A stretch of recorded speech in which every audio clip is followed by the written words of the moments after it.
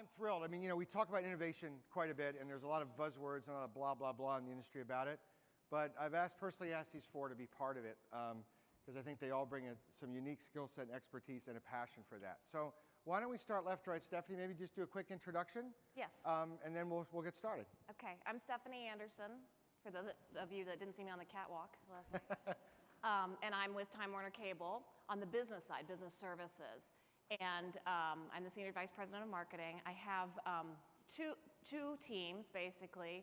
A global team, which is a company we bought 2 years ago called Navisite, and does cloud computing. And then the traditional business class team, which sells what you're probably more familiar with, phone, internet, Ethernet, fiber, all that good stuff to businesses.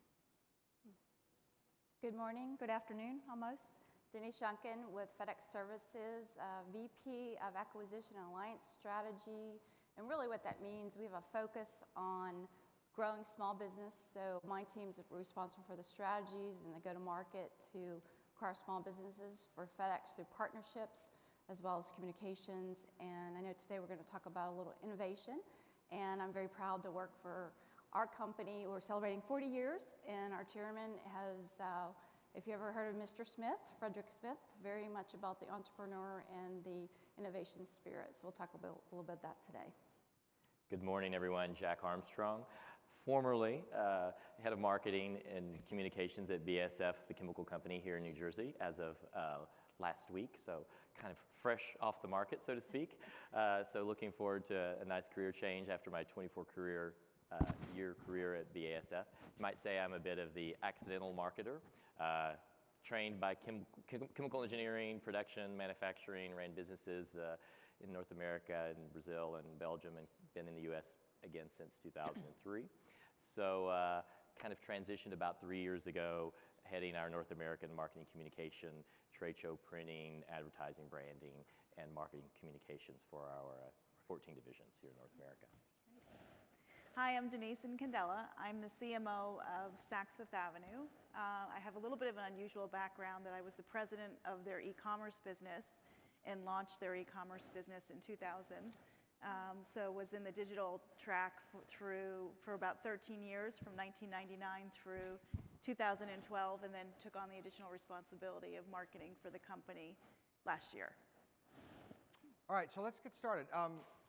We'll have one quick question, then we'll get it out to the audience a little sooner this time for questions. But any have a personal story on something around innovation you'd like to share with the group that you've actually gone through or done yourself? I had one that I thought was somewhat interesting. I mean, you know, BASF, the chemical company, a lot of people don't really, in the B2B space, perhaps don't necessarily know BASF. Think of a Dow, think of a DuPont. But actually the largest chemical company in the world, you know, 100,000 employees, 100 billion in sales.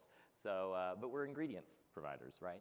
So not necessarily the top of mind thing that comes to your mind when you think, oh, I'm drinking Pepsi and Coca-Cola.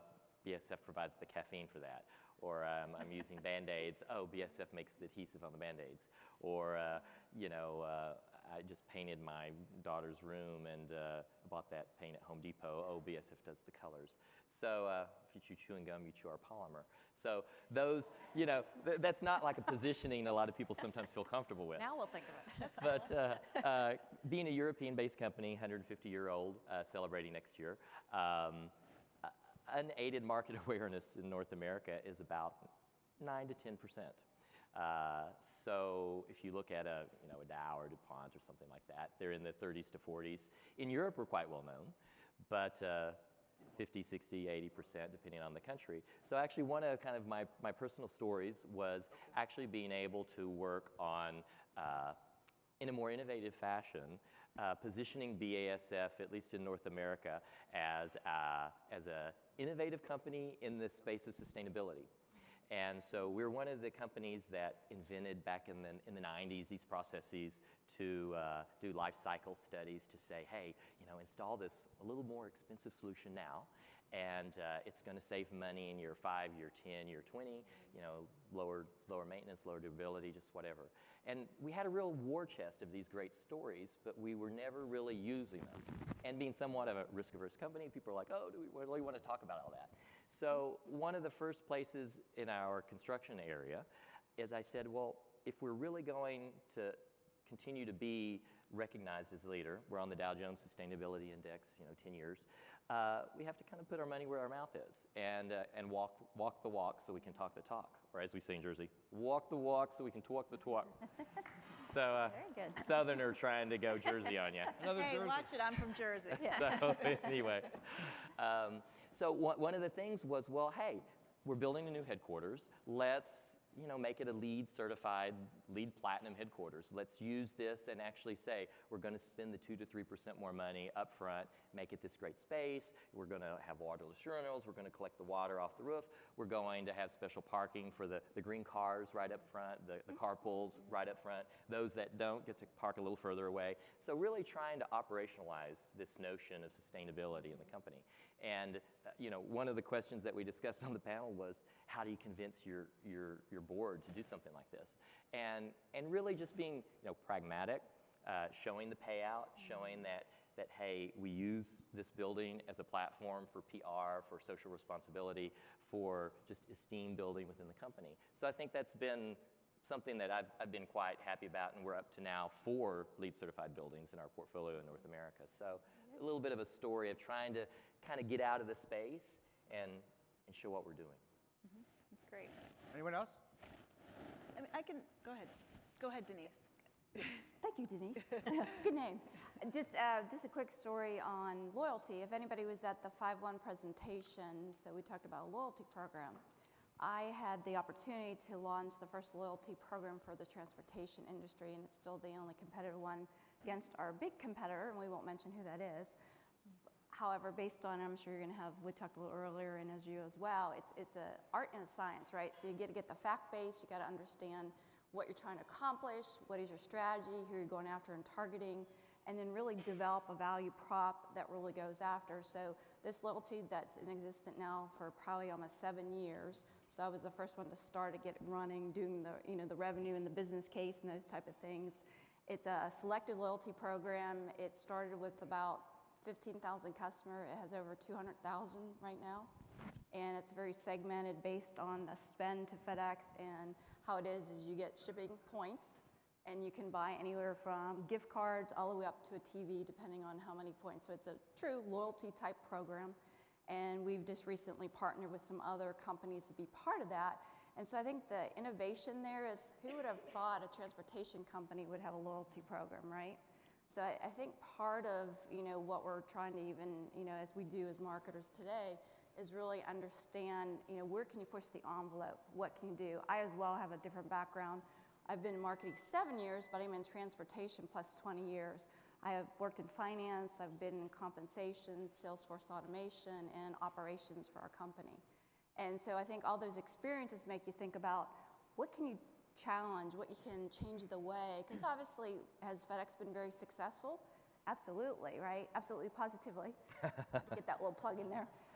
However, you always want to go after the different spaces. How do you continue to grow? And that's what we heard today with 5-1 and what they try to do and find the marketplace, because heaven forbid that you want to find yourself in a bad growth market. And we're all struggling over the last couple of years. So what are some of the things that can really make you innovative and try something that really thinks about the customer and then how they can spend for you and go through those pieces. So that's just one example. And Denise, I don't think you were here for the morning session, but we were talking about customer engagement. Right. And so I think, obviously the loyalty program really ties right into this kind of customer engagement. And how do you often engage with your FedEx supplier? I mean, that's a great example. Well, and you made also a point about collaboration. I mean, I believe collaboration equates to innovation. And what you're saying about having these different roles gives you that credibility. So if you've had multiple roles in the company, you can ask the right questions or know enough, right, to ask the right questions. And collaborating, be dangerous. And then collaborating with your customers, as well, and partners. And at the end of the day, I mean, I have one of my favorite examples was a cross-communication effort, really changing our strategy and getting people to sign up to a new strategy. And it really wasn't my role necessarily. I had a sales background, marketing, operations, product, but I created this cross-functional team, and which was very innovative at the time. It's probably now 8 years ago, and we, communicated to 14,000 people around the world a new strategy, and physically had them, basically sign up, almost like a United Way campaign, to this new strategy. And we used a lot of very innovative things back then in email and teasers and ticklers, and we just showed up everywhere with something new is going to happen, but it was all because of the collaboration and the fact that, I had been very closely aligned with sales and still am, and product and so They're on and so forth. great Yeah. And area to work with. Yeah, great information, great advocates, and great executors. Right. So that I do think collaboration equates to innovation. For us, I came from the digital background. Innovation is, the lifeblood of what we do on the digital side. We're constantly reinventing ourselves, and it's this constant test and learn, rapid test and learn approach. And so one of the first things that, I wanted to do when I moved to the brick and mortar, we'll call it the brick and mortar side, was apply this kind of rapid test and learn approach and think about what are the areas that we really want to innovate on the overall Saks Fifth Avenue brand and or organization, and how do we begin that rapid test and learn approach. Always controlled testing, and again, the Ron Johnson example is one where he didn't test, was incredibly innovative, but didn't test and it didn't work out. So clearly makes the case for testing in a big way. But for us, it was, look, you were in the 5-1 presentation. I'm sorry I missed it. We work with 5-1. We're doing. That's right. She did mention Saks. We've done some wonderful testing on the targeted marketing side. We actually launched the targeted marketing where we think we're doing some very interesting things. Where I think we're starting to be very innovative here is we're actually reaching out to outside partners and leveraging our outside partners to take our targeted marketing to the next level, and that includes everything from publishing to our third-party card partners like American Express and MasterCard and Capital One. So taking our, our promotions, which have historically always been mass promotions, and being focused on being a bit more sub rosa about them, but certainly much more targeted and effective, using our database and our analytics to do that, and then taking it to the next level and using our partners' database I and think our that's partners' key. analytics. The to do partners, that. I think, is a very key thing that sounds like we probably all leverage Yes. that partner channel. I know that's So that's what for we us do. is, I don't see a lot of other people extending it to the third parties, and that's something that the team is very excited about, so. Good. Yeah, we do that as well with FedEx. One of our partners Yeah. here as well, Amex this morning. So Yeah. a lot of co-marketing, so I Yeah. think that's very strong. Yeah. It is. All right, I have a series of phenomenal questions, but let's open it up to others. Anyone have a question? You're gonna stop us. Anyone other than Karen? That joke never gets old. That joke never gets old. So, especially in our industry, obviously we realize that there's a rapid turnover of CMOs. It's getting longer and longer, but I heard, Stephanie, you mentioned we launched a new program. Denise, you did the same. Sometimes, in this environment, it almost seems like, launching lots of new stuff and let's see what sticks. What do you use to determine, when do I resurrect? And is there a sense of kind of nurturing existing programs over a continuing stream of launch of new programs? Yeah, I certainly don't want to be mistaken for, having a lot of different things communicated.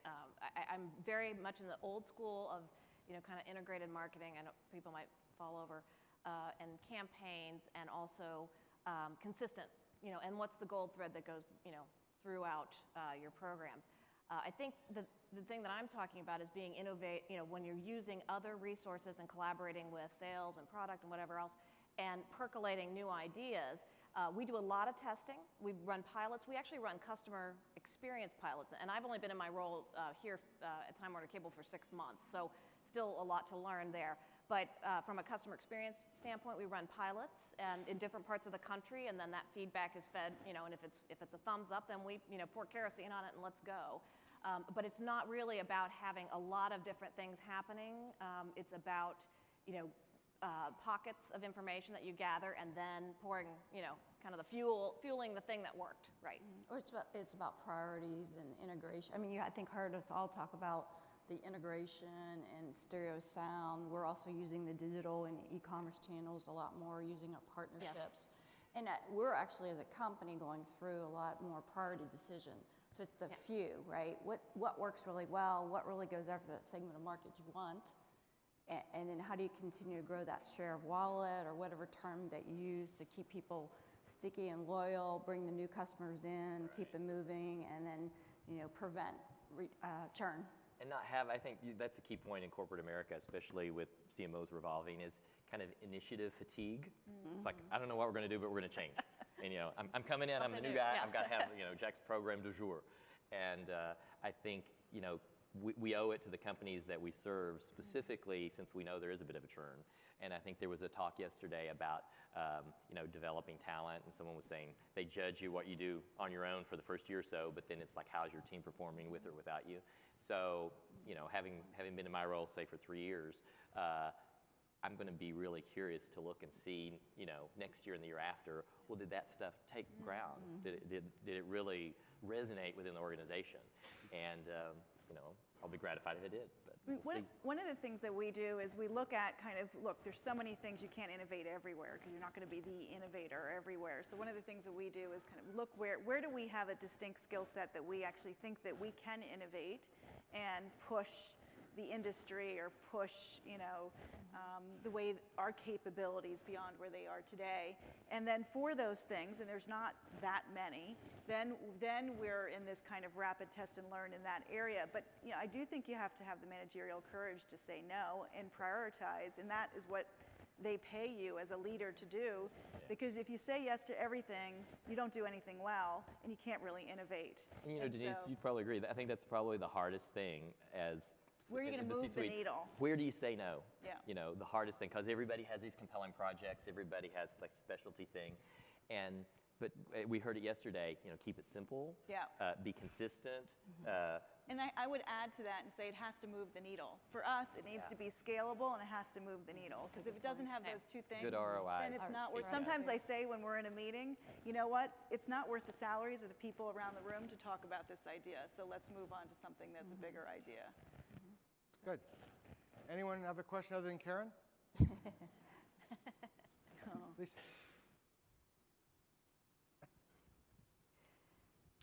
Can you tell me of an idea that you had that was extremely innovative, that your company embraced and you were able to bring to market and was just a huge success? I have something that actually some of this audience might be familiar with. We launched, in my prior role at Cablevision, we launched the first B2B loyalty program in the cable industry. And the innovation around it was that it was really done with just relationships, FedEx being one, obviously.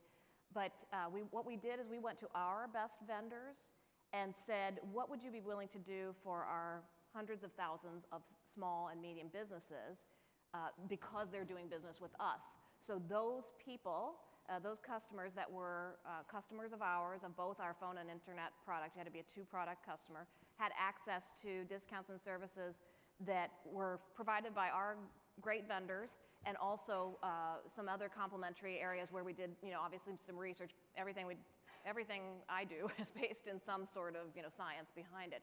But basically, what customers were asking for, and small businesses said, hey, we're struggling with health insurance, we're struggling with payroll, we're struggling with cash flow. Well, how can you help us with these? Or going to having a meeting, go-to-meeting partner or whatever.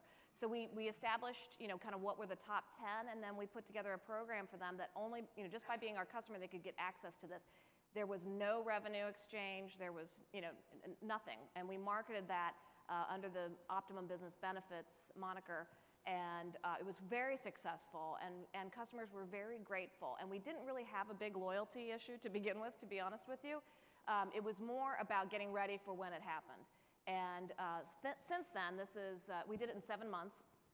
From the time we began negotiating with partners to the time we rolled it out. It was all web-based, so there was no physical thing that you had to have, to actually take advantage of this. It was all cut through and IP, identity related. So it was innovative. It still is the only program in the industry right now until I came to Time Warner Cable. No. Look out. Repeat performance. No, I'm kidding. Well, you might as well. If it worked one place. That's right.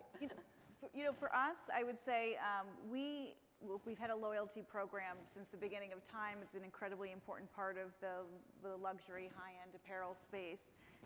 We do have a distinct top customer program where we fly people all over the world to fashion shows, and we bring people on to the America's Cup, and there are at least 5,000 people at Saks Fifth Avenue who get treated extraordinarily well, and we spend a lot of money on. And it includes the whole gamut of what you would do with those customers, and we see massive lifts.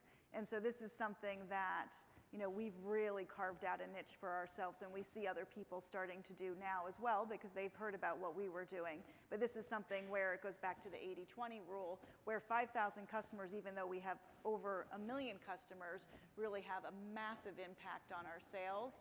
And if we can get their sales lift up 20, 30, 40, 50%, it has a huge impact on the overall sales. So we're doing crazy things like putting them on helicopters, bringing them to fashion shows in Milan and Paris, bringing them to the America's Cup, all these things all the time, having them have intimate, lunches with Oscar de la Renta and all these things, and it really is paying back for us. Even though it what costs, they call experiential. experiential, Yes. even though it's Experiences costing us a lot of money to do so. It feels good, right? Yeah, I mean, it and that Yeah. matters. And you get good PR from it, Yeah. You get to We want to sign up. No. Yeah, I know, we're like, put us on that trip to Would Milan. the head of the CMO club be a good target? Yeah. We'll have to work a deal, have to You work a didn't see deal. what I was wearing last your night. fashion-oriented sense.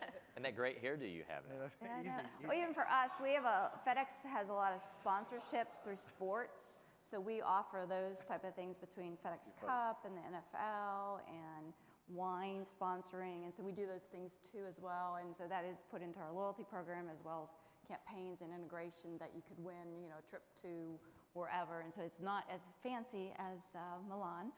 However, it's a very big win. And I think it goes back to your comment about really, it's the 80-20 rule. There are so many customers that really give you most of the revenue. And so then how do you keep making them grow? And then obviously you want to bring new in, but any life cycle, textbook, it takes a while to get them up and running into a spend that, is really good for a And company. I think what was, innovative, because, to your point, people have been doing this for quite some time. For us, it was taking it to the next level and spending $10,000 on a customer, $20,000 on a customer. That's Yeah, that's a quite good an point. investment. Yeah, and that goes back to once you see it working. Isn't the issue too, though? I mean, having been a CMO some years back, you'd get the season tickets to somebody, and then you'd spend all season trying to figure out how to give them away because you couldn't use all of them, versus being creative and saying we're going to do a specific event, Right. target it, even though it costs more than wasting. Right. I'm not, But it's more effective though. I think Those that's a kind of things. great example, Yeah. Pete. And you look a B2B company like BASF with 15 different divisions that sell a lot of different things. And so if we really are wanting to position ourselves in the past as the innovative platform company around sustainability, what we did with that example you just mentioned, we thought, well, gosh, you have travel and entertainment with your sales. Why not select a partner? And we said, okay, let's select a couple of universities, and let's partner with these universities around their sports colleagues in various events. Let's take in cross-functional teams. Let's go in, you buy the advertising, you get the tickets, but so when your customers are there and they're having fun, they see BASF logos everywhere. But more importantly, we actually started consulting projects with the facilities management on how can you have a zero-waste stadium? How can you have compostable packaging? We'd bring in our partners that we sell our compostable polymers to so they could actually peddle their wares. We would have a competition. In fact, next Saturday, University of Michigan in Ann Arbor, we have a $25,000 award that we're giving away for innovations from the students about how to lower the impact of their stadium. So, we're talking to the stadiums about how they can re-roof their buildings, how they can use, BASF batteries in their electric cars. And so you develop not only great recruiting collateral, so HR loves you. You get proof points for success stories with your customers that you've worked with, and you just get this good employee aura for those, say, BASF employees that live around that facility. So we've taken a new approach to really integrated marketing. And that just triggers for me, how do you create that environment where you encourage innovation? I love this concept of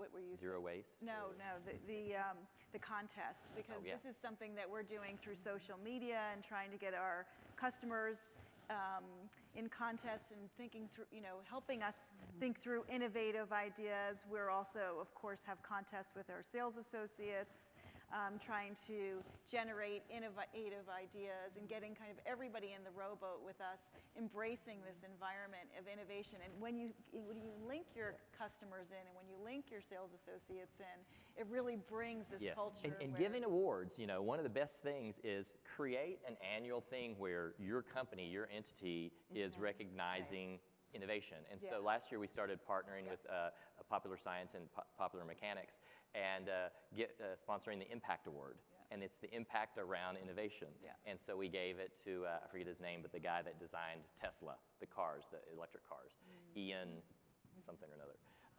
But now every year, we're going to be like the Innovation Impact Award, and we have a media partner vis-a-vis, Popular Science, Popular Mechanics. So I think kind of leveraging these relationships across the board and really just saying, hey, it's a green pasture out there, we all win, and innovation is one of those things where, the pioneer kind of gets the arrow in the back, but I think we heard yesterday the settlers make all the money. So someone has to kind of forge the way, so to speak. Good. Another question here? Oh, I'm sorry.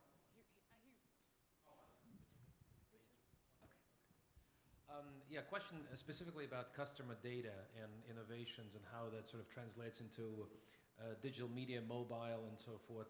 Maybe Saks Fifth Avenue is a great example of having an enormous amount of data that's behavioral, that's sales data and so forth. Can you elaborate on that? So what's your question? Just what are we doing with data? Yes. Yeah, and how you're actually leveraging that into innovation in terms of apps and so forth. So I could talk to you for 5 days on this, but I'll try to call it Yeah, up 3 Little minutes. background. into 2 seconds, because this We is probably all have lots of data, don't we? and from a digital background, I mean, we've living, breathing data forever. Personalization is one of our number one priorities as a company. It's been one of the number one priorities on the digital side for quite a long time, and one of the things I've been very focused in bringing into the company as a whole. So that means, what does that mean? Well, personalization, of course. The website experience, we're starting to personalize that. The homepage will be different for you than for you. Our advertising, of course, has always been personalized. So when you're on Yahoo versus when I'm on Yahoo, it's always behavioral and remarketing. We've been doing that since the beginning of time, well, for years and years, the beginning of digital time. Email is personalized, and when we execute emails, of course, we're using the data from the stores as well as e-commerce. So we used to, of course, just leverage the e-commerce data, but now everything is omni. We're very focused on omni, so we're bringing in the store data. So that's a very important part. And then on the print side, we're working with our publishers so that we are actually targeting different individuals. InStyle is an example, depending on their proclivity to spend at Saks Fifth Avenue, because the challenge for us is that our household income is about $250,000. So we just can't go out mass. We have to be very targeted in order to be effective. We're also doing that on, as I said, in the targeted marketing side. On the mobile side, there's a lot of personalization going. So everything we do, and so literally we spend a tremendous amount of time thinking about how to shift everything to much more personalized, because we are seeing 10 to 30 times payback when we personalize things versus do it mass. And that's why I said, we probably have, I don't know, I'll say 30 to 40 promotional events on an annual basis. And the thinking is, how do you shift away from those 30 to 40, maybe get it down to 20 to 30, but then take the revenue that you had, from those big promotional events and make it much more sub rosa, but much more effective, and still get that same revenue, if not more. It's good for everybody. We kind of appear less promotional. It's good for the customer. It's much more targeted. That's an interesting standpoint, a very B2C example, but in the B2B space, okay, what gets your CEO's attention? Our CEO says, Jack, our corporate worth is 80 billion, but our stock value is only 60 billion. Why are we trading at this conglomerate discount? We should be worth more. And By the way, the stock value BASF's more than Dow and DuPont's together, so we're happy about that. But the CEO is a former CFO, and so he says, you know, what can we do to convince people that we still need to be 15 divisions and not break it up and get rid of all this complexity? So what we've really started to do with kind of the big data, how can you say, okay, 80% of our customers are buying from one division. How can we take pharma customers and convince them, you know, when you have automotive customers and you have construction customers and you have, you know, Procter & Gamble and household consumables. What we've found is we've been able to actually take all the data, actually see where people are or are not buying, and then with the new industry approach, really go back on a specific cross-industry team basis to those big companies and say, hey, Dole pineapple, you buy from our ag division, you know, put the herbicides and pesticides and fungicides to keep all the fruit healthy and clean and growing, but you know, we also have packaging, and we can sell you packaging that's going to protect them. We can sell you, you know, polymers you can spray on the outside that'll keep it fresh and so it won't dehydrate. Oh, by the way, Dole, you have all these distribution chains and all these warehouses, and we have great like roofing solutions, you know, when you need to re-roof those. So we've been able to actually kind of, through the use of big data, so to speak, and making sensible chunks about how we encourage our salespeople to cross-functionally sell. And so one of the breakout sessions earlier was the Johnson Reuters topic about, and the legal example. And so kind of like they're trying to figure out, well, you know, why does this company only buy tax legal advice from us when we can also do these other areas? So I think that's, for us, the real like aha moment of the big data. And we're looking to cross-sell $2 billion more by 2020. And so we have these teams and we're like tallying the data. So it's been really exciting. And it's also reinvigorated the sales force because you have these people that have always sold paint. In Texas, we have a phrase, if you only have a hammer, you know, everything looks like a nail. So if you can tell that guy, hey, leverage your resources and go to Sherwin-Williams and say, yeah, I normally sell you all your paint stuff because I'm the paint guy, but I can sell you solutions now to insulate your buildings, to roof them. And so that guy as a relationship caretaker now is introducing that client to many other resources. So I think that's the way from a, you know, Wall Street perspective that we're trying to kind of show the value of having this crazy smorgasbord buffet. So let me jump in here. We're basically out of time. So what I'd like to do, though, great conversation. Could each of you, let's end with maybe 1 minute each, or less if you want. But no, but just you know, some final advice around innovation. What would be words of wisdom, final advice you'd want to give all these heads of marketing in the audience? You know, I think I said it early on, be collaborative. One of the things, you know, the marketing, Office of Marketing, having sat in other positions, when you look at it, sometimes it's not as respected, quite frankly. Or I can tell you that in every, you know, meeting I'm in our boardroom, there's always someone scrutinizing that probably doesn't know as much as the rest of us about marketing over the spend. You know, so you're constantly cost justifying, you're constantly, you know, bringing your research up to prove why you're doing something or why it's going to be good for the company. I don't know that there's any other role in the company that has to defend themselves as much sometimes as we do. And you know, so I stay on the offensive, right? I mean, I try to always come prepared to answer those critical questions and to make sure that everything that we're doing is, you know, based in fact, and that will, you know, prove goodness for not maybe only the B2B side of the business, but, you know, maybe some tremendous halo effect.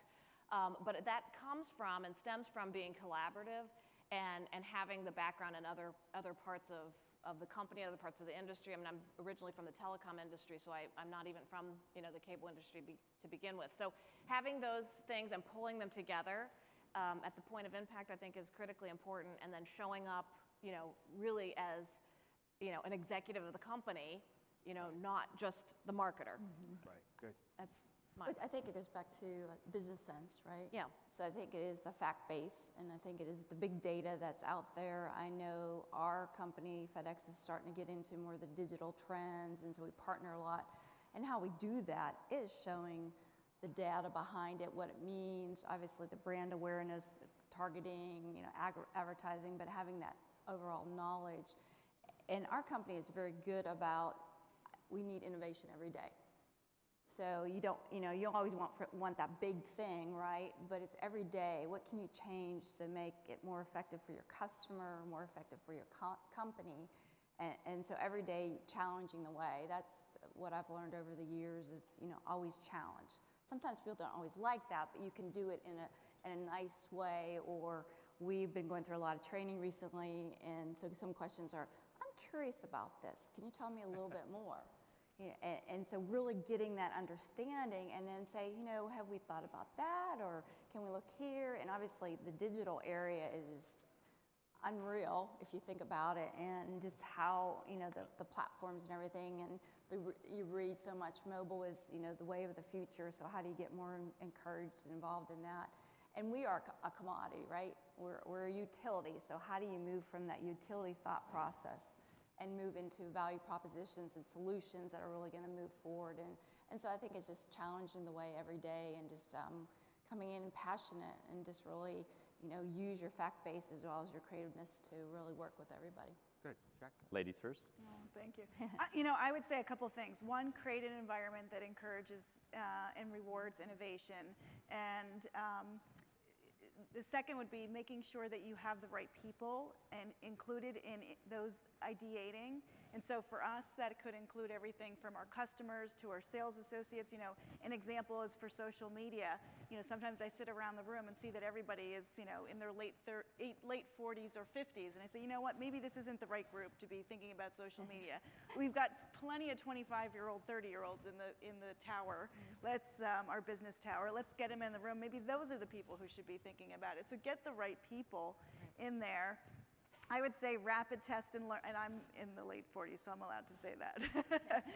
Rapid test and learn. Don't throw anything out there. Try and make sure that you're prioritizing, and that what you're looking at is scalable. So those are kind of some of the rules that we abide by. That's good too. Yeah, very good. Oh, good advice. Yeah, exactly. I would say probably in closing, being able to test quickly, and when your board is worried about you trying to do something new and different, pilot it. The word pilot, or test in a small market. And I have the luxury of having been able to choose amongst. That works well with our legal team too. Yeah, exactly. Choose maybe between one of the divisions that's really excited about that idea, and kind of not embarrass people into following you inside the company, but make it a little bit of a competitive environment, and like a leaderboard on golf. We have 52 websites in North America for the different products and divisions.